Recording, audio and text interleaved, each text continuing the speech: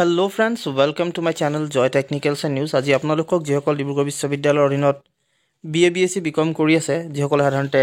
ইতিমধ্যে পৰীক্ষাবিলাক দিলে ফাৰ্ষ্ট থাৰ্ড আৰু ফিফথ সেমিষ্টাৰ তেওঁলোকৰ সাধাৰণতে পৰীক্ষাবিলাকটো হৈ গ'ল আৰু হোৱাৰ পিছত আপোনালোকে হয়তো ভাবিছে যে আপোনালোকৰ যি ৰিজাল্ট সেই ৰিজাল্টবিলাক কেতিয়াকৈ সাধাৰণতে আপোনালোকৰ দিব সো তাৰ ওপৰত এই ভিডিঅটো মই প্ৰস্তুত কৰিছো সো আপোনালোকক মই যেটো আপোনালোকৰ ৰিজাল্ট ফাৰ্ষ্ট থাৰ্ড আৰু ফিফথ সেমিষ্টাৰ সেই ৰিজাল্টবিলাক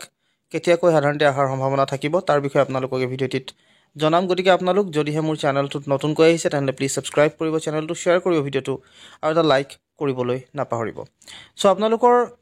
কাৰণে মই এটো জনাও যে ডিব্ৰুগড় বিশ্ববিদ্যালয় যেতিয়া ৰিজাল্টৰ কথা আহে সাধাৰণতে আপোনালোকৰ ৰিজাল্টটো দিয়াৰ ঠিক আগদিনাখন আপোনালোকক নটিফিকেশন এটা দিয়ে আৰু সেই নটিফিকেশনৰ আধাৰত আপোনালোকে ৰিজাল্টৰ সম্পৰ্কে গম পায় যে কালিলে আপোনালোকৰ ৰিজাল্ট দিব বা আজিলে আপোনালোকৰ ৰিজাল্ট দিব সো এতিয়া যেহেতু এদিনৰ আগত আপোনালোকৰ ৰিজাল্টৰ কথা গম পোৱা হয় এতিয়া আপোনালোকক মই যেহেতু আপোনালোকৰ ৰিজাল্টৰ কথা কম যেহেতু ডিব্ৰুগড় বিশ্ববিদ্যালয় ইতিমধ্যে তেওঁলোকৰ যি অফিচিয়েল পেজ বা অফিচিয়েল এটা ওয়েবসাইট সেই অফিচিয়েল ওয়েবসাইটটো তেওঁলোকে আগবঢ়াই থৈছে তেওঁলোকৰ ৰিজাল্টৰ ডেটটো সো তাত আপোনালোকক মই দেখুৱাবলৈ চেষ্টা কৰিম আপোনালোকে জানে যে কিছুদিনৰ আগতে একাডেমিক যি ক্যালেন্ডাৰ হেতু তেওঁলোকে আপলোড কৰিছিল আৰু একাডেমিক ক্যালেন্ডাৰত তেওঁলোকে ইতিমধ্যে যি ৰিজাল্টৰ ডেট বা ৰিজাল্টৰ যেটো সময়ছোৱা যে এই ডেটৰ পৰা ইমান ডেটলৈকে আপোনালোকৰ যি ৰিজাল্ট হে দিব বুলি তেওঁলোকে উল্লেখ কৰিছে সো আপোনালোকক এইখিনি দেখুৱালে আপোনালোকে নিশ্চয় গম পাব আৰু ইয়াত আপোনালোকক মই ৰিজাল্টৰ ওপৰতো কমি লগতে আপোনালোকৰ যি ক্লাছবিলাক কেতিয়া পৰা আৰম্ভ হ'ব সেইখিনি ক'বলৈ মই চেষ্টা কৰিম সো আপোনালোকে ভিডিঅটো হেকলৈকে চাব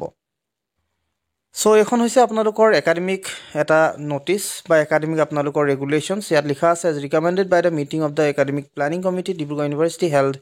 on 29/11/2023 the 129th meeting of the academic council Dibrugarh University held on has approved the academic calendar for the general degree colleges institute affiliated to Dibrugarh University for the period from 1st January 2024 to 31st December 2024 giving immediate effect এৰে আপোনালোকৰ ইয়াত যেটো academic calendar হয় এখন 1st জানুৱাৰীৰ পৰা start হ'ব আৰু 31 ডিসেম্বৰলৈকে আপোনালোকৰ চলিব